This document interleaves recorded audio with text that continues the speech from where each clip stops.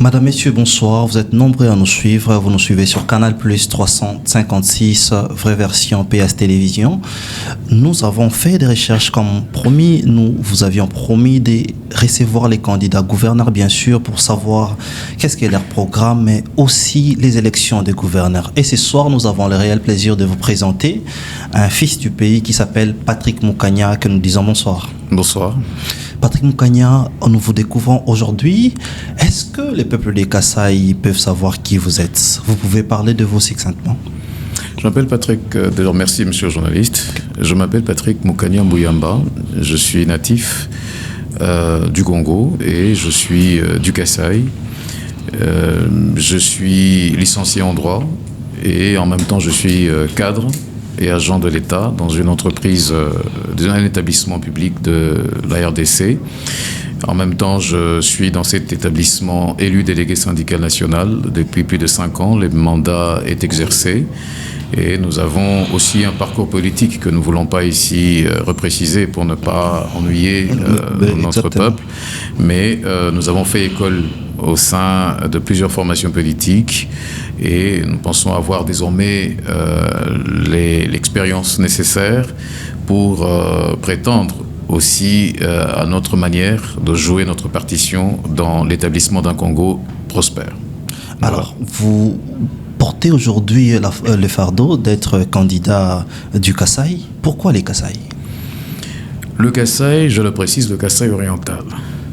Ouais, parce que déjà, exactement. Je suis fils du Kasaï oriental. Ouais. Et je suis rentré parce que j'ai grandi dans le Kasaï oriental. Je connais cette province. Okay. Je sais ce qu'elle était il y a quelques années, avant le découpage et même après.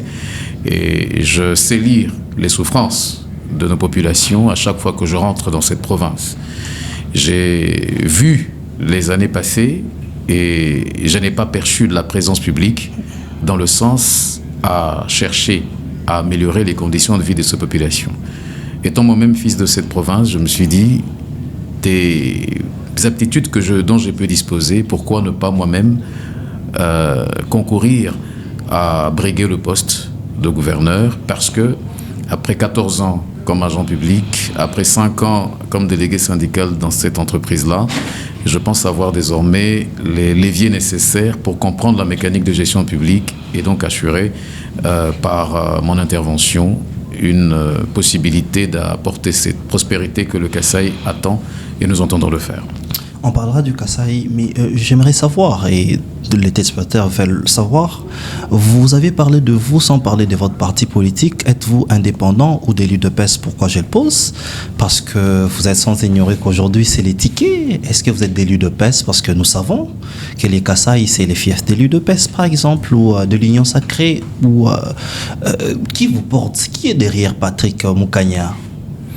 Merci, c'est une question pertinente. Déjà, je comprends la sociopolitique qui fait en sorte que pour cette province, qu'on puisse l'assimiler à une formation politique, et c'est de droit, bon, pas dire de droit, mais c'est tout à fait naturel. Mais en même temps, au-delà de la sociopolitique, donc de la politique, que l'on puisse se ranger aussi à la loi que dispose la loi fondamentale elle-même. Elle donne la possibilité et aux formations politiques et aux regroupements politiques, mais aussi aux indépendants de se présenter candidat gouverneur. Oui, justement. Ici, c'est comme pour dire que je suis candidat indépendant. Je ne suis pas candidat d'une formation politique parce que je pense avoir les possibilités de réunir et de fédérer autour de ma candidature différentes sensibilités politiques qui ont réussi à engranger des voix et donc obtenir des sièges au niveau de la province du Kasaï oriental. Ici, nous ne pouvons pas nous dire que cette province doit appartenir à une formation politique. Beaucoup de respect pour la formation politique que vous avez citée. Je parlais l'UDPS, l'Union Sacrée. L'UDPS, effectivement, qui est un patrimoine national. Voilà. Que tout le monde a l'impression d'être un tout petit peu UDPS dans son âme, surtout les personnes d'une certaine génération. Mais en même temps, il ne faudrait pas qu'un parti qui s'appelle UDPS, donc Union pour la démocratie et le progrès social, puisse plonger la province dans une sorte de diktat où la pensée unique devrait être disons le maître mot, il n'y a pas de pensée unique. Okay. Si on est un parti qui se veut démocratique, donc on s'arrime aux règles démocratiques. Et la démocratie renvoie aussi à la pluralité dans l'expression des volontés des populations que l'on appelle le suffrage. La pluralité aussi dans l'expression des ambitions que l'on appelle les candidatures. Oui. Je me porte donc candidature dans le sens à respecter la Constitution qui veut qu'en tant que République démocratique du Congo, que l'on puisse être pluriel dans l'expression des volontés. Je suis donc candidat indépendant. Est-ce que vous pensez que ces députés provinciaux sont capables aujourd'hui de suivre vos beaux discours ou de suivre un mot d'ordre? Comme ça se passe quand le secrétaire général dira ou l'autorité morale, ils suivront. Quelle assurance vous avez de vous porter candidat à gouverneur? J'ai beaucoup aimé toute la vie que l'UDPS a menée depuis 1982 où ce parti a été créé. L'UDPS s'est battu pour que la démocratie s'installe. Et j'ai beaucoup d'admiration pour tous les pères de l'UDPS. Parmi les plus éminents, Feu Étienne Tshisekedi Wamulumba, mais avec eux, les autres aussi, Mbouakem et Kibasa Maliba et tout le reste que nous connaissons. Oui. Mais aussi, après eux, tous ces héros qui ont donné de leur sang pour que l'idéal pour lequel ils se battaient voie enfin le jour. Cet idéal a été consacré le 24 janvier 2019. Lorsque nous avons eu notre première alternance démocratique qui a permis à ce que le président de la République, Félix Antoine Tshisekedi Tshilombo, puisse prendre le contrôle de la magistrature suprême. C'est pour moi un acte majeur qui a défini la suite de mon action politique. Je me suis dit que la démocratie est donc réelle.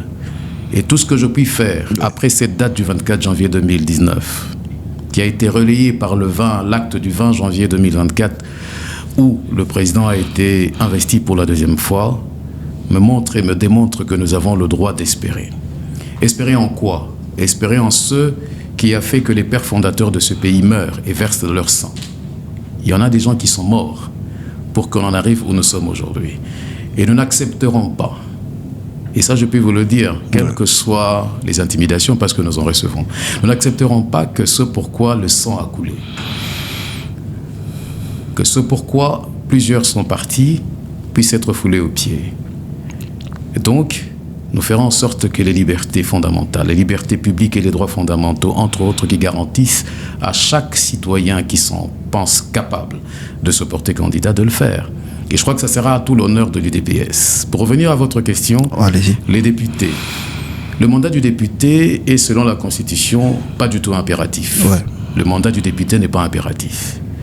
Le député, et j'ai l'honneur d'avoir rencontré des députés d'une intelligence qui ne peut être remis en doute en aucun cas. Provinciaux du Kasaï oriental. Effectivement, qui sont donc ici nos électeurs. J'en ai rencontré quelques-uns, et je peux vous dire la lucidité avec laquelle ils abordent ces échéances. J'ai rencontré des personnes intelligentes, conscientes des enjeux. J'ai rencontré des personnes au fait des responsabilités qui sont les leurs devant l'histoire. L'histoire retiendra quoi? Qu'il y a eu, en 2023, des élections qui ont porté 20 des élus, plus 2 autres cooptés, et qui devront décider pour l'avenir de cette province, en élisant des sénateurs, mais aussi en élisant un gouverneur qui va réellement travailler pour le bonheur de ces populations. Alors, je veux quand même finir, vous allez m'excuser. Allez-y. 5 ans sont passés, depuis 2019. Oui. Nous avons vu comment cette province a été gérée. Je peux le dire pour finir, non, plus ça. Justement, j'allais même en parler. Comment est-ce que la province a été gérée? Nous avions vu Jean Maweja désavoué par sa famille politique, l'UDPS. Après, c'est Kabeya Machiabidji. Une province quand même remplie de divergences en termes de vision politique. Vous pensez fédérer toutes ces forces? Vous pensez gérer les Kasaïens ou partout on dit que ce sont des personnes ingérables? Dont les matins ils disent oui, ils sont avec vous, mais le soir ils vous désavouent. J'ai l'avantage d'être Kassaïen et je pense que je suis gérable. Et je pense que mes semblables sont autant gérables que moi. Si donc nous pouvons être nombreux comme moi à être gérables, donc on peut être géré et cette province aura un gouverneur qui va gérer les Kassaïens. Ça c'est de un. De deux, je ne parle difficilement des individus. Ok. Je sais qu'il y a eu des gouverneurs qui ont fait leur temps et chacun, dans les limites de ce qu'il pouvait faire, a donné le meilleur de soi, je le présume. Mais à ce stade, nous sommes devant d'autres enjeux. Les enjeux actuels, ils doivent être arrimés par rapport aux défis de notre temps. Quelqu'un a dit, et je pense à juste titre, François-René, vicomte de Châteaubriand, pour être l'homme de son pays, il faut être l'homme de son temps. Je pense que le temps actuel appelle qu'aux destinées de cette province, qu'il puisse y avoir réellement les hommes du pays, qui devraient être en même temps les hommes de ce temps. Un temps de la modernité, un temps où celui qui ne se prête pas à la cadence dans laquelle nous nous retrouvons, il risque de rester à la traîne. Et nous ne pouvons pas nous permettre, alors que nous sommes 26 provinces, et que nous sommes l'une des provinces riches, que nous puissions, dans ce monde rempli de mutations, rester à la traîne. Nous devons donc avoir un leadership visionnaire, un leadership qui comprend les enjeux, un leadership qui sait exactement placer la province au fait de ces défis qui sont d'un autre genre et d'une complexité totalement difficile à cerner, qui peuvent rentrer de l'écologie, qui peuvent rentrer des changements climatiques, qui peuvent rentrer dans la stabilité politique, qui peuvent aussi pénétrer différents ordres. Nous avons besoin d'un leadership qui comprend ces choses et d'une expérience et d'une énergie que la jeunesse peut aussi apporter. Et je pense, avec ma jeunesse, avec mon expérience, je pense que nous avons les capacités, les aptitudes, les atouts, l'expérience et aussi l'expertise pour devenir la réponse au véritable fléau qui gangrène notre province. Et nous sommes prêts. Alors, nous allons chuter, mais les Kassaïens ou les peuples kassaïens se rencontrent. Moi, si je ne pose pas cette question, aujourd'hui, nous voyons comment est-ce que les Kassaïens est vilipendé de partout, parce qu'il y a presque exode rural où ils sont dans les au Katanga, à Kinshasa, il y a presque exode au Kasaï. Qu'est-ce que vous allez faire des particuliers que les autres n'ont pas fait pour redorer l'image du Kasaï oriental? Déjà, je salue... Quelle est votre touche particulière? Je salue les actions menées à l'heure actuelle par le président de la République, son Excellence Félix Antoine Tshisekedi Tshilombo, pour faire en sorte qu'il implémente de la cohérence dans la gestion publique. Telle enseigne que désormais, à lire les actions qui sont menées par le gouvernement de la République, on sent que ce n'est pas de manière épars, et parce que les actions ou l'action gouvernementale est menée. Le problème de l'exode rural n'est pas qu'une question kassaïenne, bien qu'avec la démographie kassaïenne, lorsqu'elle effectue cet exode, cela se fait ressentir dans les communautés qui la reçoivent. Enfin, mais ce que nous allons faire en interne, c'est d'abord d'encourager l'investissement. Et nous y tenons mordicus. Mais aussi avoir des campagne citoyenne pour redonner la fierté au Kassaïen de rester chez lui. C'était d'ailleurs son identité à l'époque. Il aimait être chez lui. Et c'est possible de le faire parce que nous avons les atouts. Donc nous allons faire en sorte d'avoir des investissements qui vont nous permettre de créer de la richesse avec des unités de production, avec la création et de favoriser aussi l'installation des services publics essentiels de l'État pour permettre à ce que l'on prenne en charge un certain pan de la vie nationale. Et c'est possible. C'est possible avec volonté. Je vais vous donner un exemple, c'est une anecdote. Je préfère un exemple. Lorsque je suis élu délégué syndical avec des camarades, nous trouvons l'Office congolais de contrôle dans une situation exécrable. Nous y mettons de l'énergie et dans les contacts avec le partenaire employeur, nous arrivons à résorber une situation totalement difficile, était impossible à gérer à l'époque. Nous l'avons fait. Aujourd'hui, dans cette entreprise, vous y allez, il n'y a pas d'impayement. Le salaire est régulier.